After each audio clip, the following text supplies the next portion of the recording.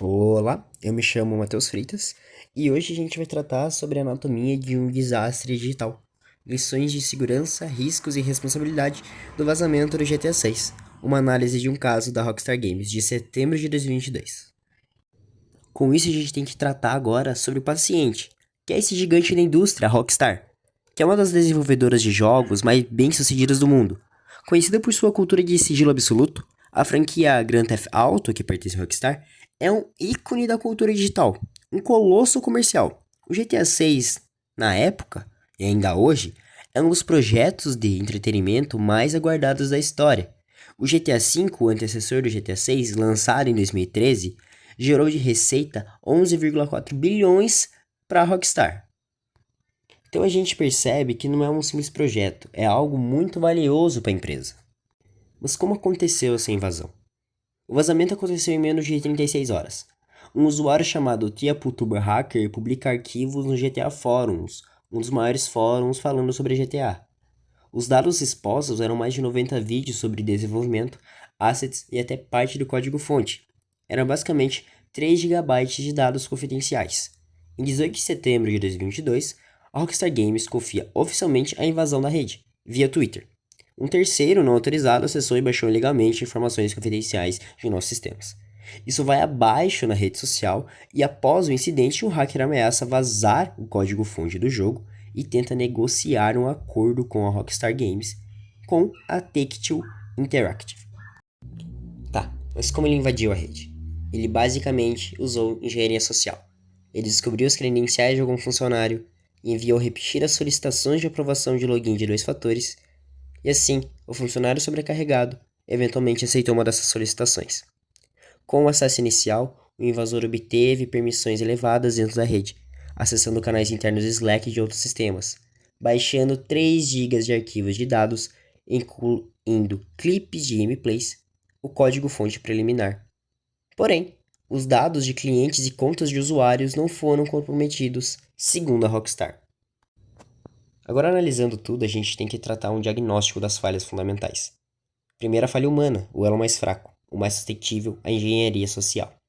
E a falta de conscientização. Com isso, a gente também tem que tratar sobre as falhas técnicas. A vulnerabilidade sistêmica que permitiu que esse único erro se tornasse tudo o que aconteceu. E também a falha processual, a ausência de políticas e controles robustos para prevenir e detectar e responder esse ataque. Agora a gente tem que tratar sobre as vulnerabilidades sistêmicas expostas. Primeira de todas é a autenticação fraca. A implementação de uma autentificação de 2 fatores era vulnerável a ataques de fadiga, permitindo acesso indevido após repetidas tentativas. A falta de monitoramento, também, atividade de login suspeita e acesso anômalo a canais do Slack não geraram alertas de segurança imediatos e acionáveis. Privilégios excessivos. Uma única conta de um funcionário comprometida possui permissões elevadas, permitindo acesso a áreas críticas da rede. Segmentação de rede ineficaz. O invasor conseguiu se mover lateralmente entre sistemas diferentes após o comprometimento inicial. E também a ausência do controle de dados. Dados críticos, como o código-fonte, não possuem o controle de preversão de perda de dados, DLP, para impedir o download em massa. Então vamos tratar sobre esse efeito cascata, os impactos técnicos, comerciais e legais de tudo isso. O primeiro impacto técnico é a exposição de vulnerabilidades do código-fonte, a necessidade de auditoria e ajuste do código-fonte em larga escala, logo que tiveram de trocar praticamente tudo. Atrasos potenciais do cronograma de desenvolvimento. O jogo foi atrasado em 2 anos por causa disso. Impactos comerciais. Danos significativos à reputação de sigilo da empresa, já que ela era uma empresa conhecida por ter esse sigilo muito forte. Perda do impacto de marketing para a revelação oficial do jogo. E o impacto negativo nas ações da controladora Take-Two Interactive. Agora os impactos legais. Investigação criminal do alto perfil envolvendo o próprio FBI. A necessidade de cooperação jurídica internacional dos Estados Unidos e do Reino Unido. E a criação de precedentes jurídicos para crimes cibernéticos na indústria dos jogos. Tribunal Digital, análise de responsabilidade. Primeiro vamos falar sobre o hacker Arion Kurtaj. Os seus crimes são o acesso não autorizado, roubo de propriedade intelectual, extorsão e fraude digital. A sua responsabilidade é penal, completamente culpado. A empresa Rockstar Games está na posição de vítima do crime, sem responsabilidade penal direta. Claro que o seu risco foi a potencial responsabilidade civil por negligência na proteção de sua própria propriedade intelectual. O funcionário correu um potencial risco de responsabilidade por negligência grave ao aprovar a solicitação de 2 fatores. Então vamos falar sobre o perfil desse invasor. O nome dele é Aaron Curtage. Ele basicamente era membro de um grupo de hackers chamado Lapsus. Ele tinha apenas 18 anos na época do crime e a sua condenação no Reino Unido foi internação hospitalar perpétua. Demonstra que ameaças cibernéticas sofisticadas podem vir de autores individuais e altamente motivados, não apenas de grandes organizações ou estados-nações. Fortalecimento da camada humana e processual.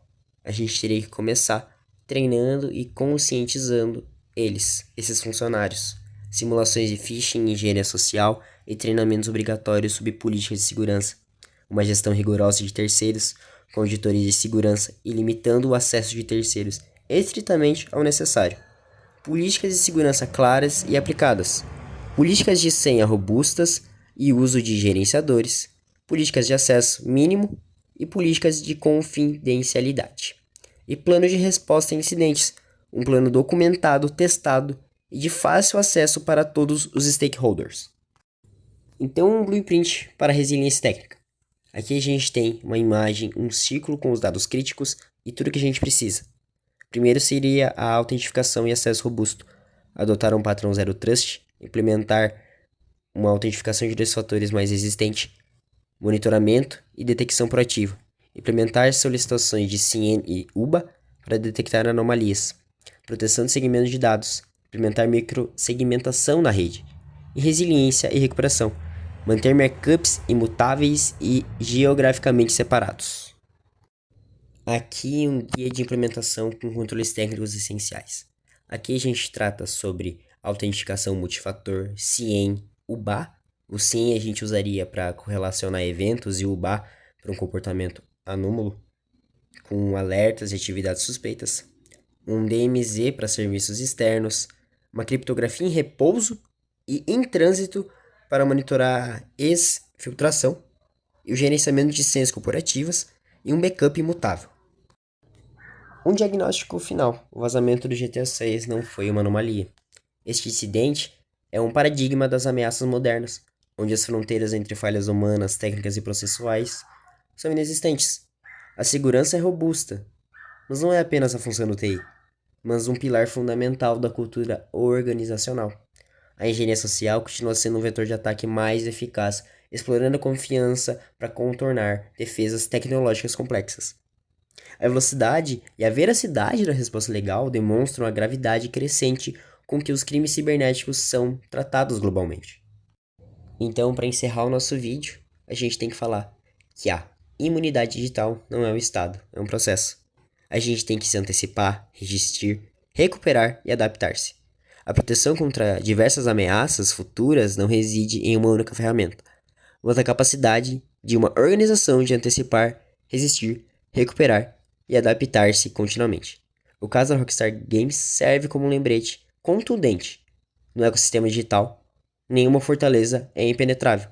A vigilância é a única defesa permanente.